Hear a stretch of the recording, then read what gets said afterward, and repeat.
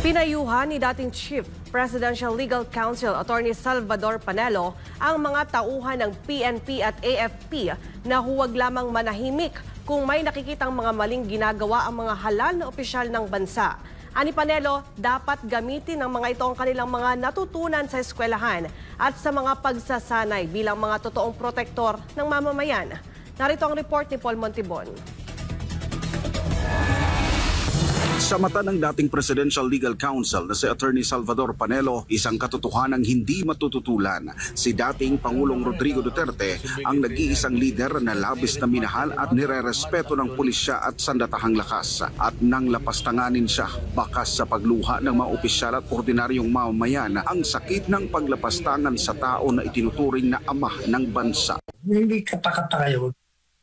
Hindi katakataka na umiyak yung mga yan sapagkat yan ay mga pulis natin, mga militar natin, inalagaan ni Presidente Duterte yan.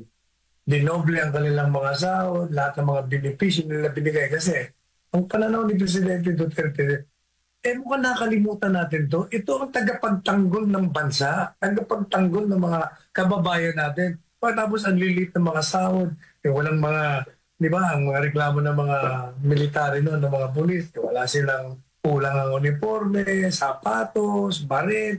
Inalagaan niya yon. Hindi lamang ito isang pangkaraniwang relasyon ng pinuno at ng kanyang mga alagad ng batas sapagkat si Duterte hindi kailanman nakalimot kahit sa kamatayan ng isang pulis o sundalo, naroroon siya kasama ng pamilya, kasama sa luksa, kasama sa pagbibigay pugay. Siya lang ang presidente. Siya lang ang presidente, naging presidente na sa bawat namatay na militar, pulis, nasaktan, binibisita niya sa ospital, sa bahay, lahat. Kumbaga, pinakita niya ang pagmamahal niya. Naniniwala rin si Panelo na gustuhin man ng mga pulis at sundalo na tulungan at proteksyonan si dating Pangulong Duterte ay wala silang magagawa dahil tiyak na masasakripisyo ang kanilang trabaho. Sa kabilang banda, hindi naman matatawaran ang malawakang epekto ng mga pagsubok na ito sa mga pulis at militar. Ang kanilang mga luha ay hindi lamang emosyon. Ito ay tila nagising na damdamin ng isang nagbabadyang bagyo na kailangan ng gobyernong paghandaan. Alam po ninyo, yung iyak na yan, yung simula ng iyak na yan, ang aking mensahe sa gobyerno, yan ay simula ng pagkapukaw ng kanilang damdamin upang sila ay manindigan sa ginagawa ninyong paglapastangan diyan kay Presidente Duterte. Hindi ako magtataka kung darating ang panahon at mabilis ang panahon. Ngayon pa lang, naririnig na natin, nakikita na natin ang mga iba't ibang rally sa iba't ibang lugar. At ngayon, ang kanilang tinig ay patuloy na lumalakas. Kaliwat kanang pag-aalsa, pagkilos at paninindigan ng sambayan ng Pilipino. Hindi na mapipigilan ang pagkadismaya sa pamumulitika laban sa mga Duterte. Mababakas ang galit at emosyon ng mga Pilipino para sa nag-iisa nilang presidente na walang hangad kundi mapabuti lamang ang bansa na malaya sa korupsyon, pang-aabuso ng mga tiwaling opisyal ng pamahalaan, kahirapan at impluwensya ng iligal na droga. Sino ang may kasalanan? At kanino kakampi ang bayan? Mga tanong na kailangang sagutin sapagkat ito na ang bagong sigaw ng sambayan ng Pilipino, ang paghanap ng tunay na lider na may tapang at malasakit. Para sa Diyos at sa Pilipinas kumahal, nag-uulat Paul Montibon, SMNI News. Huwag nating kalimutan na ang problema ng bayan ay hindi ang mga Duterte. Correct. Tama po. Ang totoong problema ng bayan, kayong lahat nandito kayo, nakikipagsapalaran kayo sa ibang bansa dahil walang oportunidad doon sa ating bansa. Patuloy ang kahirapan, patuloy ang kagutuman, patuloy na walang nangyayaring kaunlaran. Nakikita nyo yung Netherlands, di ba? Yes po. Gusto natin maging Netherlands ang Correct. Pilipinas. Correct. Yes. Pero Bukas na ba, ma'am? bakit ba hindi nangyayari yun? Yun yung tanong natin Yes. sa Mag-president ka na, ma'am. Bukas na mag-president ka na. Ma'am, mag-president ka na, ma'am. Huwag natin kalimutan yun. Ma'am, nandito Na lang kami hindi- para sa inyo. Ako ang problema. Correct. Dahil, Kita po namin lahat yun. dahil ma'am. Alam bakit po nga ba ako namin nagiging lahat. problema? Dahil Tanda. Maganda po. Maganda. Tungkol gwapa ni mo kulbaan sila, BP. Isa ako yung ano mo, muli na lang po eh. Supporting you. So what are your expectations today? Well, yes, as I said earlier, our expectation is that we will be given permission to visit since we are already complying as we speak with all the documents that they are asking of us.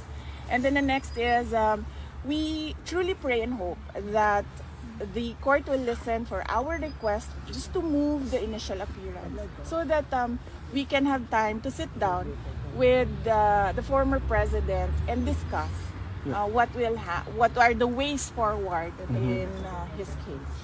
Thank you. Kami ang boses ng masa, hindi natatakot. Katotohanan lang, di kami nalulunod. Walang bahid ng sismis, lahat ay totoo. Kahit sino ka pa, pag mali ka babanatan ka.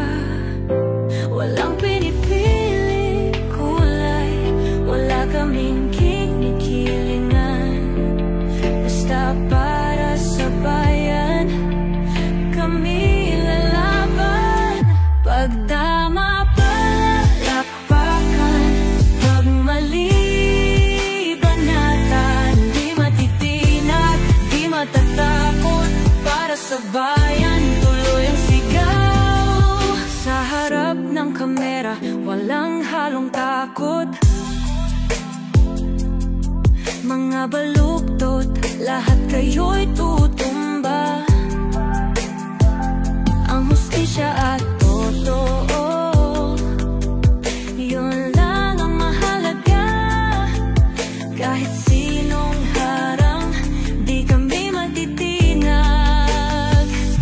Walang pinipiling kulay, wala kaming kinikilingan. Basta para sa bayan, kami lalaban. Pag tama palakpakan, pag mali banatan. Di matitinag, di matatakot, para sa bayan tuloy ang sigaw.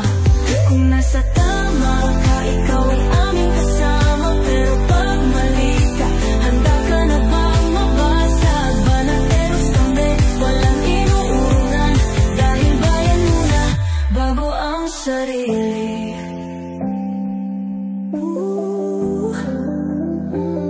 Bago ang sarili.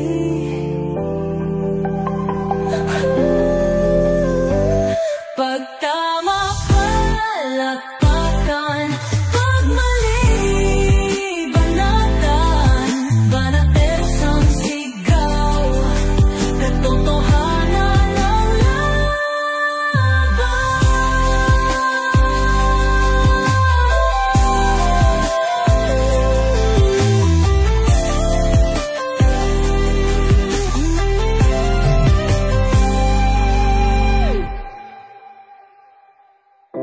Sa harap